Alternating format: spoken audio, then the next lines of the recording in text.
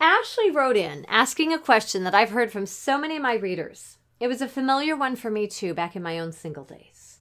Why can't I find love? That's the question. And since it's a question that so many of us can relate to, I'm sharing her question and my response here on the channel. So here's what she wrote. Hi, Jane. Thank you for offering to answer questions. I'm a confident woman who's 29. I have my career where I want it, and I feel great about everything except my love life. I belong to sports clubs, I'm adventurous, I keep myself busy with hobbies, and a great social life, but I find that the dates I do have, which are very minimal, they don't go anywhere. I've only ever had 2 relationships, and I keep getting told when I'm looking for it the least, it will happen. Well, it's been about 7 years since my last relationship, so I'm starting to laugh when I hear that. Honestly, I've considered moving cities as the place I live is notoriously hard to date, and I've tried every avenue from online to speed dating. How does a woman in my position keep from feeling there will actually be no one out there for her? Is moving cities a crazy idea? I'm at a loss, and I just want to know, why can't I find love? Thanks so much for taking the time to read this. She signed it, Ashley. Well, Ashley, I am so glad you wrote to me. I hear exactly what you're saying. I could have described myself at age 29 asking exactly the same question. Why can't I find love? I'm not sure where you are in your small town, but I know that when I was in your shoes, I was living just outside of Vancouver, Canada, and I too was so tired of finding only heartbreak and a lack of available men for what I was looking for. So it's not just a small town thing. That is when I decided I'd had enough and I needed a whole new outlook on life. I moved down to Southern California to start that life. I've always been in favor of a change of scenery if you're feeling in a rut and you want to see what doors might open up to you when you check out what might be waiting for you in a new location.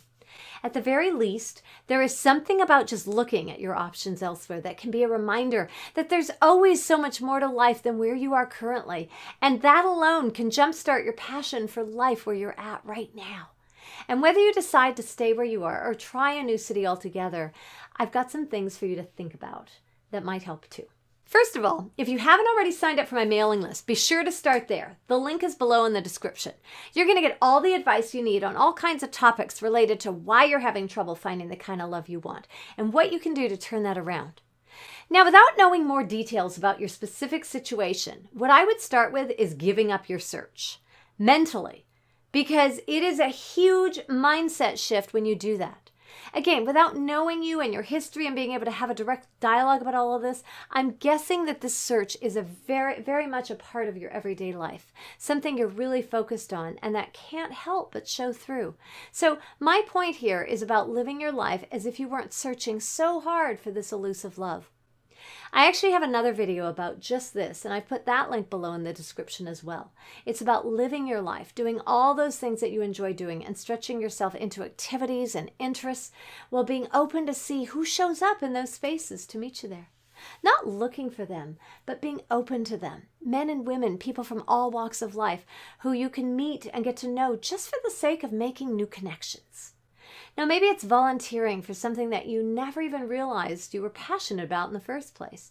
Maybe it's about stretching yourself to join something new that you didn't even know existed. The point is to live your life in such a way that you're in broader contact with more people than you are right now, for the purpose of meeting new people and expanding your horizons without, this is important, without being so focused on meeting Mr. Right. The next part is more about creating an energy within yourself that comes from expanding your horizons like this without the pressure of trying to find your true love. That is way too much pressure to put on yourself. It's about giving up the behind-the-scenes fear and anxiety and instead replacing it with a trust in love in the universe or God or whatever you choose to believe in, that those beautiful desires of your heart for someone to share your life with are there for a reason. Someone is out there searching for you, wondering the same things you are, looking for exactly who you are. And part of this mindset is trusting, really believing that love is working on the two of you together in a way that you probably wouldn't even expect in the first place. So it's learning to let go of the specifics. The how, how's it going to happen? All those other questions. And just opening yourself up to a renewed energy that can only come when you let go like this. You'll know when you feel it because there's going to be a lightness in your step and a sense of yourself being the most beautiful gift that a man who's truly deserving of you will be so excited to have found. It's also about feeling as good about yourself as you can. So whatever those little things you do for yourself to make you feel special, it's about treating yourself the way that you envision someone who's in love with you treating you too. Maybe it's some fresh flowers. Maybe it's a special dinner or a fresh new outfit or a day at the spa or some beautiful, sexy lingerie that makes you feel so desirable and wanted.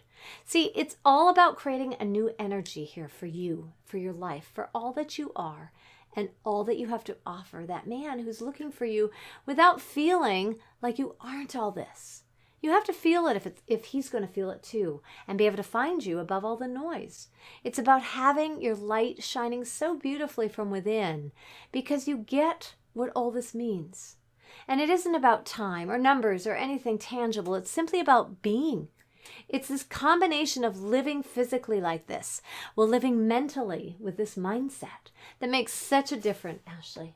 And while some of this may resonate with you, while other parts you just don't get or understand, or maybe you feel like you already do this already, what I would suggest is that you just sit with these ideas and see what comes up for you. Where you go, what things you think of, everyone's journey is going to be different. And I believe that we all come to what we need to when we're ready. So don't compare yourself to others. That is like the worst thing you can do. Don't compare yourself to them or see what you don't have that you see that they have. See what you do have. See if you can find more love around you than you might have even been aware of.